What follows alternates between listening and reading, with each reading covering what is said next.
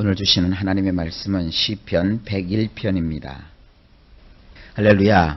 시편 101편은 다윗의 시라고 되어 있습니다.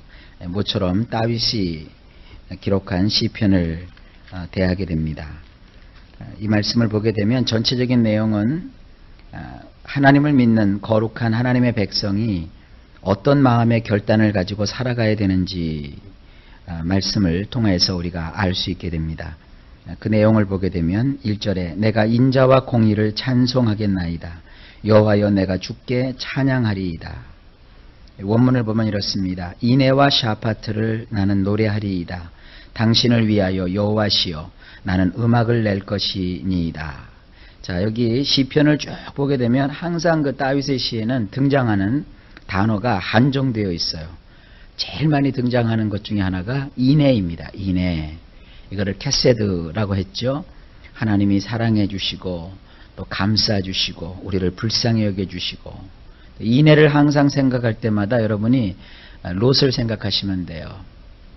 그의 시어머니인 나오미가 다 잃었어요. 남편도 잃고 또 재산도 잃고 그리고 그 품에서 낳은 자식도 다 잃고 아무것도 남지 않은 그런 여인이었습니다.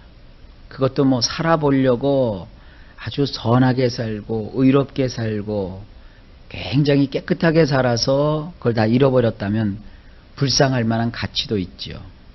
그런데 자기 조국을 등졌어요. 자기 조국에 기근이 들리고 또 참 그 조국이 살기 어렵다고 그 조국에서 뛰쳐나왔어요. 먼 타국에 와가지고 자기와 자기 가족들만 살아보겠다고 그렇게 했던 여인이었어요. 그래서 다 잃어버렸어요. 우리 식으로 말하면 쌤통이에요. 그래서 그 여인은 그냥 그게 망해도 싸고 또 그렇게 잘못되는 것은 당연한 것처럼 여겨질 수 있어요. 이스라엘 민족의 입장에서 볼 때는 나오미는 참 불쌍해 줄 가치도 없고 동정해 줄 이유도 없는 여인이었어요. 근데 하나님께서 그 나오미에게 롯이라고 하는 자부를 붙여주죠. 그 자부도 뭐 시어머니를 그렇게 따라갈 이유도 없었어요. 시어머니와 민족도 달라요. 또 시어머니한테 신세 질만한 일도 없었어요. 심지어는 시어머니의 그 아들하고 자기가 결혼을 한 거니까 죽었어요. 그리고 자식도 하나도 없어요. 그런데 이 롯이라고 하는 여인이 나오미를 불쌍히 여겨요. 그래서 그 시어머니를 떠나지 않고 버리지 않을 뿐만 아니라 적극적으로 시어머니를 도와줘요. 먹여주고 또 함께 해주고. 그래서 어머니의 하나님이 나의 하나님이고 어머니의 백성이 나의 백성입니다. 제발 나를 가라고 하지 마세요. 자기와 또 그 집의 며느리로 들어온 오르바라고 하는 자기와 같은 동족 출신이라고 생각되는 여인도 있었어요. 그런데 나오미가 강권할 때 그 오르바는 또 자기의 살 길을 찾아서 갔어요. 오르바는 잘못한 게 없죠. 자기가 살 길을 찾아갔기 때문에. 근데 롯은 얼마든지 그 시어머니와 등지고 떨어질 수도 있었고 또 그 시어머니와 헤어졌다고 해서 누구 하나 그 여인에게 손가락질 할 사람도 없었습니다. 오히려 잘했다.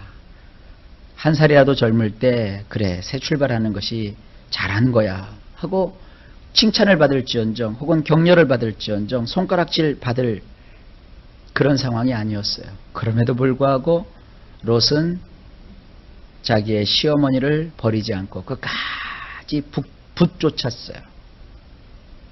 그것이 바로 뭐예요? 인애예요. 그것이 헤세드예요. 하나님도 자기 시어머니에게 이런 인애를 베풀었던 롯처럼 우리는 하나님의 은혜를 받을 만한 자격이 하나도 없는 자들이에요. 오히려 우리는 하나님을 등졌잖아요. 심지어 하나님의 아들 독생자 예수님을 십자가에 못 박는데 일조했잖아요. 우리는 성경을 보면서 그렇게 생각하죠. 아이 사람들, 못된 사람들. 예수님이 병도 고쳐주셨고 예수님한테 콩고물도 얻어먹었으면서 오병이어의 기적이 그렇잖아요. 그리고 예수님께 좋은 말씀도 들었으면서 어떻게 예수님을 그렇게 배반할 수 있어요? 어떻게 무리들이 제사장들의 충동을 이기지 못하고 예수님을 향하여 십자가에 못 박아라, 십자가에 못 박아라 그렇게 외칠 수 있어? 참 나쁜 놈들. 우리 그렇게 말할 수 있는 자격 가진 사람 하나도 없어요. 아마 우리도 그 현장에 있으면, 그 현장에서 우리 모두가 거기 거하에 있었으면 우리도 예수님을 향해서 다 그랬을걸요. 십자가에 못 박아라, 십자가에 못 박아라. 그런데 예수님은 그것조차도 참으시고 뭐라고 그래요? 아버지요, 저들을 용서하여 주십시오. 저들은 자기들이 하는 일이 뭔지도 모르고 저러고 있어요. 하나님, 아버지, 저들을 용서해 주세요. 그게 뭐예요? 주님의 인애예요. 여러분, 우리는 너무 고급스럽고 사치스럽게 하나님을 믿고 있는 것 같아요. 그래서 우리는 굉장히 깨끗하고 굉장히 거룩하고 우리는 굉장히 훌륭한 사람이라고 착각하는 경우가 참 많아요. 그런데 다윗은 일평생, 비록 다윗도 하나님 앞에 좋지 않은 일을 행하기도 했어요. 다윗은 살인죄를 졌어요. 간음죄도 졌어요. 그리고 하나님을 능멸하기도 했어요. 하나님의 마음을 이렇게 막 뒤갈아 엎는 그런 일도 다윗이 했어요. 그런데도 하나님은 그 다윗을 뭐라고 평가하시는 줄 아세요? 하나님의 마음에 합한 사람이었다 그래요. 그리고 그를 하나님은 끊임없이 사랑하셨고 그를 품어주셨어요. 그런데 다윗도 참 놀라운 것은 그런 인애로우신 하나님을 늘 그가 가까이 모셨어요. 심지어는 그가 깨닫지 못했을 때는 하나님의 마음을 막 속을 박박박박 긁어놓았다가도 하나님이 보내주신 나단 선지자가 다윗의 죄를 지적하자 다윗이 곧 깨닫고 들어가서 자기 옷을 다 찢고 베옷을 입고 죄를 무릅쓰고 하나님 앞에 엎드려서 아버지 하나님, 내가 이렇게 잘못을 했군요. 내가 이렇게 못된 놈이었군요. 내가 하나님의 인애를 다시 한번 구합니다 하고 하나님께로 그가 더 향하는 모습을 볼 수 있습니다. 바로 그겁니다, 여러분. 하나님은요, 여러분들을 아주 벌 주시려고 괘씸한 놈하고 우리를 이렇게 지켜보시다가 몽둥이를 가지고 혹은 인생 채찍을 가지고 막 우리를 후들어 치는 그런 분이 아니세요. 하나님은 언제나 그 롯이라고 하는 여인이 자기 잘해준 것도 없는 시어머니를 향하여서 일양 섬기고 선대하고 불쌍히 여긴 것처럼 하나님은 더 큰 인애로 여러분을 그렇게 바라봐 주시는 줄로 믿습니다. 여러분이 당한 그 처지를 가장 안타까워하시고 긍휼히 여겨주시는 것이 뭐냐? 우리 하나님의 인애예요. 그게 헤케세드예요. 그래서 지금 다윗은 그것을 경험했기 때문에 그의 시편에는 늘 이 케세드라고 하는 인애가 넘쳐나요. 그 다음에 또 하나의 단어가 이 샤파트예요. 우리 성경에는 이 샤파트를 공의라고 번역을 해놨는데 이것은 항상 하는 얘기지만 입법, 사법, 행정 3권을 가지고 아주 공평하게 균등하게 사리에 맞게 하나님이 철저하게 다스려 주시는 것을 뜻해요. 하나님은 우리를 불쌍히 여기신다고 해서 마냥 그냥 불쌍히 여기고만 계시는 분이 아니세요. 우리의 길을 하나님은 그럼에도 불구하고 바른 길로 인도해 주시는 분이세요. 찌그러지고 모나고 늘 깽깽깽깽거리기만 하고 그리고 늘 어긋장만 놓는 우리이지만 하나님께서 우리를 그 품에 꼭 품어주시고 우리로 하여금 올바른 길을 갈 수 있도록 하나님이 우리를 이끌어 주세요. 그래서 때로 우리를 하나님은 이제 징벌하는 게 아니라 때로 우리를 징계하시죠. 징벌은 우리를 막 분노하심으로 이 벌을 주시는 거고 징계는 뭐예요? 바르게 잘 살으라고. 여러분 자녀 키울 때 때로 자녀들에게 꾸지람도 하고 매도 들잖아요. 자녀 죽이려고 매들어요? 자녀를 저주하려고 여러분 막 자녀에게 뭐라고 합니까? 꾸지람을 합니까? 아니죠. 너는 바르게 살아라 이거죠. 너는 나처럼 되면 안 돼. 너는 누구처럼 되면 안 돼. 너는 올곧게 살아야 돼. 그래서 부모가 비록 못났어도 자녀는 잘 되기를 바라서 꾸짖고 때로는 회초리를 들면서 자녀를 어떻게 해요? 올바른 길로 인도하잖아요. 그게 샤파트예요. 우리 하나님도 마찬가지세요. 우리 하나님도 우리를 그렇게 인도해 주셔서 결국은 하나님의 뜻을 이루고자 하시는 거예요. 자, 이런 하나님을 여러분이 깨달았어요. 인애가 넘치시고 나를 샤파트 해주시는 하나님. 그 하나님께 여러분들은 어떻게 반응하시겠어요? 고맙지요. 감사하지요. 그러니까 시편 101편에서 이렇게 말하는 거예요. 인애와 샤파트를 나는 노래하리라. 당신을 위하여 여호와이시여 나는 음악을 낼 것입니다. 여러분이 그 고마우신 하나님께 할 수 있는 일은 다른 거 없어요. 찬송하는 거예요. 감사하는 거예요. 여러분, 혹시 여러분 자녀가 이런 얘기하는 거 들어보셨어요? 엄마, 내가 나중에 커서 돈 많이 벌어가지고 엄마 행복하게 살 수 있도록 내가 좋은 아파트 한 채 사줄 거야. 그럼 여러분이 마땅히 그래야지. 너 꼭 그거 사야 된다? 그리고 나이가 들면 너 이제 그때 약속한 거 지켜. 그런 부모 있어요? 부모는 자녀가 그럴 때 뭘 느껴요? 보람을 느껴요. 그래, 내가 너를 위해서 고생하는 보람이 있다. 그러면서도 부모는 한쪽 구석에 그래, 너 꼭 나 아파트 사줘야 돼. 그런 마음 있을까요? 없을까요? 없어요. 자녀가 그만큼 잘 되기를 바라는 거예요. 자녀가 정말 부모 사준다 하는 그 마음을 부모가 느꼈을 때, 야, 저놈이 진심이야. 나를 정말 이렇게 사랑하고 나를 위해주고 있어. 그거면 끝나는 거예요. 자녀가 아파트 사주나 안 사주나 그거 계산하고 언제 사줄 거야 그렇게 따지는 부모 없어요. 그래서 자녀가 부모 잊지 아니하고 부모의 은혜를 감사하면 부모는 그것을 효도로 생각하게 되고 기뻐하게 되는 거예요. 마찬가지예요. 여러분, 하나님 앞에서 여러분이 잘 됐을 때 뭐 엄청나게 많은 땅을 하나님께 드릴 수도 있고 엄청나게 많은 헌금을 드릴 수도 있겠죠.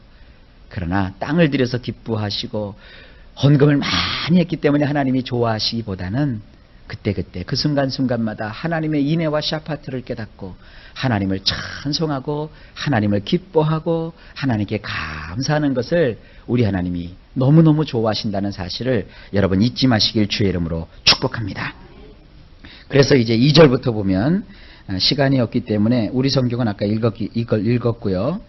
원문으로만 제가 한번 쭉 읽어드릴게요. 2절에 나는 현명하게 살펴볼 것이나이다.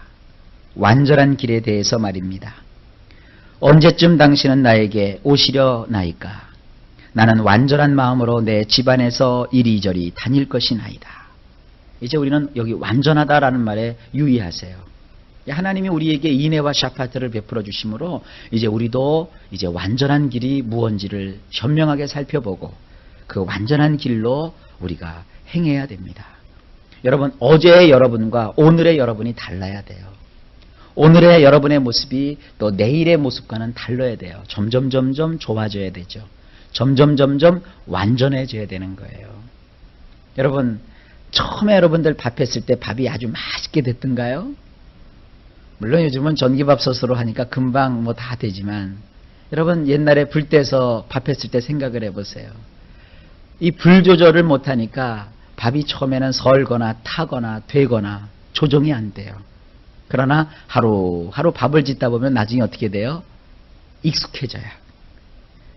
그래서 밥을 처음 질 때는 설고 잘 안 되고 그렇지만 이걸 계속 하다 보면 요령이 생기죠. 아, 내가 불을 너무 세게 했어. 내가 불을 너무 일찍 뺐어. 내가 요거는 요만큼 해야 돼. 익숙해지는 거예요. 여러 번 하다 보면 나중에는 밥을 했다 하면 늘 맛있게 해요. 맛있게 하는 것이 뭐예요? 그게 완전한 거예요. 그러니까 여러분들 하나님 앞에서 나는 아주 정확하게 완전해.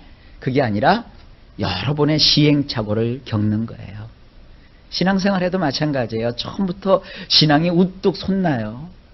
이렇게 부닥치고 저렇게 부닥치고 상처도 때로 받기도 하고 상처만 받나요? 나는 또 상처 안 줘요? 나도 상처 막 준다고요. 여러분, 여기 설교자가 이렇게 말씀을 전하니까 여러분들은 목사님들은 하나도 잘못하는 것 없이 죄 하나도 없고 대훌륭할 것 같죠? 목사는요, 성도들에게 은혜도 주지만 때로는 말 한마디로 상처를 줄 때도 있답니다. 여러분, 목사는 여러분들에게 은혜도 끼치지만 어떤 때는 목사의 행동 하나하나 때문에 성도들이 아픔을 가지는 경우도 있답니다. 그러나 꾸준하게 그럴수록 목사님을 위해서 기도해주고 또 여러분이 목사님을 사랑해주면 그렇던 목사님이 어떻게 돼요? 자꾸 완전한 길로 변화가 되는 거예요. 그래서 제가 감히 이렇게 말할 수 있어요. 1년 전에 저보다는 1년 후에 지금의 저가 조금 나아요. 조금 완전해졌어요. 내년은 제가 지금보다 조금 더 나아질 거예요. 그게 뭐예요? 완전해져 가는 거예요. 여러분도 인생을 그렇게 널리 보시길 바랍니다. 지금은 내가 부족할 수 있어요. 지금은 내가 연약할 수 있어요. 지금은 내가 은혜를 끼치기보다는 다른 사람의 마음에 아픔을 오히려 줄 수 있는 그런 연약함을 가질 수 있어요. 그러나 현명하게 하나님 안에서 우리는 은혜를 입었잖아요. 하나님의 통치를 받잖아요. 그래서 내가 점점 완전해지는 길로 가야 된다는 사실을 여러분이 꼭 명심하셔서 완전한 마음으로 이리저리 행하는 저나 여러분 되시길 주의 이름으로 축복합니다. 3절에 나는 내 두 눈앞에 가치 없는 것을 두지 아니할 것이니이다. 나는 반역자들의 행위를 미워하여 그것이 나에게 달라붙지 않게 할 것이나이다. 이게 완전한 길로 행하는 건데 여기 하나 명심하세요. 내 두 눈앞에 가치 없는 것. 우리 성경에는 비루한 것이라고 되어 있어요. 비루한 것. 이게 뭐냐면 원문에 보면 벨리알이라고 되어 있어요. 벨리알. 이 벨리알은요, 사탄을 상징하는 다른 단어입니다. 벨리알. 그래서 내 두 눈앞에 가치 없는 것, 다시 말하여 사탄을 쫓아가지 않겠다는 거예요. 마귀는요, 아주 교묘한 놈이에요. 그래서 우리를 하나님에게로 우리 시선을 향하게 하기보다는 마귀에게로 향하게 해요. 그래서 마귀를 바라보게 하고 마귀의 마음을 가지게 하고 마귀의 관점으로 세상을 보게 해요.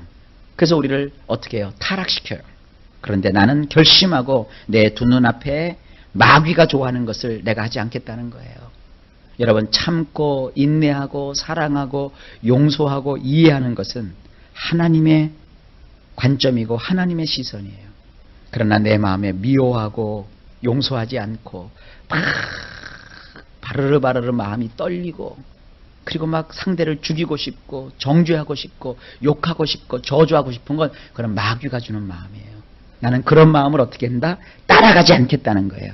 그런 걸 내 눈앞에 두지 않겠다는 거예요. 그런 마음이 생길 수 있어요. 그런 마음이 생길 때마다 하나님 앞에 기도해서 그걸 다 잠재우시고 하나님이 좋아하시는 기쁘고 아름답고 귀하고 행복하고 사랑스럽고 이런 마음을 여러분이 꼭 품고 살아가시기를 주의 이름으로 축원합니다. 그렇게 해야 되겠다는 거예요. 다윗이 그걸 지금 말하고 있죠. 4절 빈퉁그러진 마음을 나에게서 멀리 떠내보내서 나는 악을 체득하지 아니하리이다.